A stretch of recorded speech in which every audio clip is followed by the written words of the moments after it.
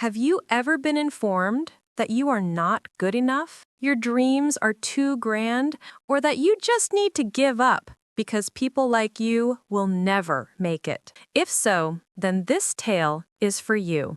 It is a story about a boy who refused to listen to the din surrounding him. It is a story about a boy who had faith in himself and altered his fate. Long ago, in a small, quiet village with fields and hills around it, there was a boy named Arav. He was just like all the other children in the village, barefoot, in tattered clothes, and with the weight of poverty resting upon his small shoulders. But within his heart dwelt something else. Something mighty. Arav had a dream. He wanted to do something big, something that would change not only his life, but also the lives of those around him. Every night, he would lie under the stars, staring at the endless sky, and whisper to himself, "One day, I'll make it. One day, my life will change." But while he dreamed of possibilities, the world around him only saw impossibilities. When Arav initially mentioned his dream, people laughed. An elderly farmer laughed and said, "Boy, you don't even wear good shoes on your feet. How are you going to ever make it to the stars you're always looking at?" Another resident chimed in, "Rich people have dreams, not poor boys like you. You should just accept your life, learn farming like your father, and stop wasting your time." Even some of his friends teased him, saying, "Stop daydreaming, Arav. People like us are born poor, live poor, and die poor. That's the truth." Their taunts pierced deep. Arav was just a boy, and the sting of their laughter stung him more than he cared to acknowledge. That evening, sitting by himself under the banyan tree, doubt whispered within him. Perhaps they are correct. Perhaps I am foolish. But somewhere deep within, another voice, tiny but resilient, replied, "Have faith in yourself. Don't lose heart." And so Arav decided to prove himself. His initial try was at carpentry. He said to himself, "If I become proficient at something, perhaps I will earn respect and money." With eagerness, he started.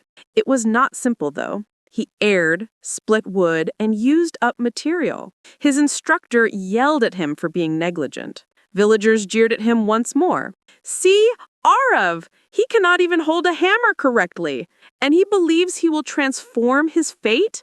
Arav's face blazed with embarrassment. He went home with his head hung low, questioning whether he should quit. He spent days sitting under the banyan tree, repeating their giggles in his mind. His heart kept telling him, "You failed." But that other voice, that small spark, would remind him constantly, "Try again." So he did.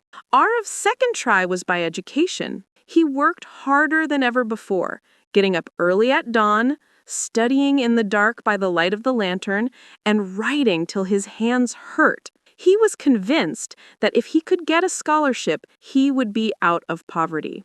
But when the exam results were announced, his name didn't feature on the top list. His cousins smirkingly said, "See, I told you, books are not meant for folks like us.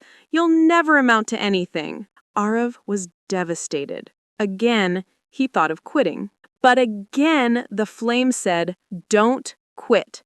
Have faith in yourself." His third try was working in the town marketplace. Arav loaded sacks, cleaned stalls, and saved all his coins. He hoped to buy good books and further his education. But even there, people laughed at him. "You change your destiny? You are nothing but a servant loading sacks like an ass. This is your destiny." That evening, Arav sat alone under the stars, his limbs bruised, his belly empty, and his soul fatigued.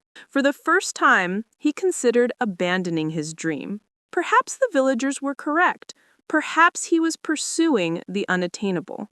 But fate had other plans. That night, as Arav sat beneath the banyan tree, with tears streaming down his face, the old village teacher, Master Raman, passed by him. He saw Arav's sadness and sat down next to him. "Why are you crying, Arav?" the teacher inquired. Arav wiped his face and whispered, "Because everyone says I can't. Every time I attempt it, I fail. Perhaps they are correct." Master Raman smiled at him and said, "Arav, listen to me very carefully.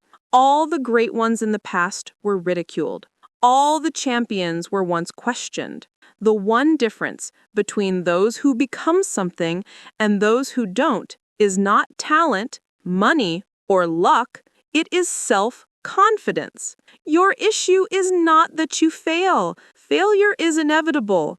Your issue is that you listen to everyone else except yourself. Stop hearing their doubts.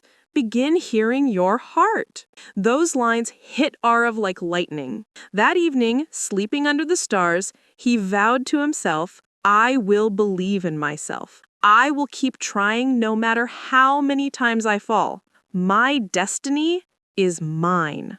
After that day, Arav transformed. His failures became learning. His mistakes became training. His hunger turned into fuel. Whenever villagers ridiculed him, he laughed and worked harder. Whenever friends doubted him, he studied longer. Whenever he fell, he stood up again. Gradually, but surely, the same people who once mocked him started to see something different. Arav wasn't giving up. Years went by. Arav won his scholarship, he left the village, went to study in the city, and worked day and night. He failed once more, was rejected once more, but this time he did not give up. Every failure strengthened him. Every setback was a stepping stone. Arav built his knowledge, his skills, and his courage step by step. One day, he did what seemed impossible once before. He succeeded, he was respected, and he was able to help others. When Arav came back to his village, he was no longer the little boy who sat weeping at the foot of the banyan tree. He was a man who had altered his fate with his own hands. The same villagers who laughed at him earlier now uttered the words, "Look at Arav! He showed us all wrong." They gazed at him with admiration and even envy. But Arav just smiled, because deep down he knew it wasn't about proving them wrong. It was about proving himself right. Friends, Arav's tale teaches us a valuable lesson. When we begin something new, the world will mock. There will be negative people.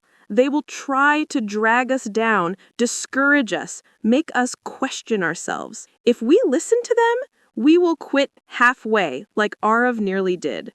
But if we trust ourselves, if we persevere even after failure, our fate is altered. Recall, hurdles are inevitable, failures teach, and patience with self-faith will make weakness turn into strength. Every single individual who succeeded in life had once stood precisely where Arav stood, at the brink of doubt.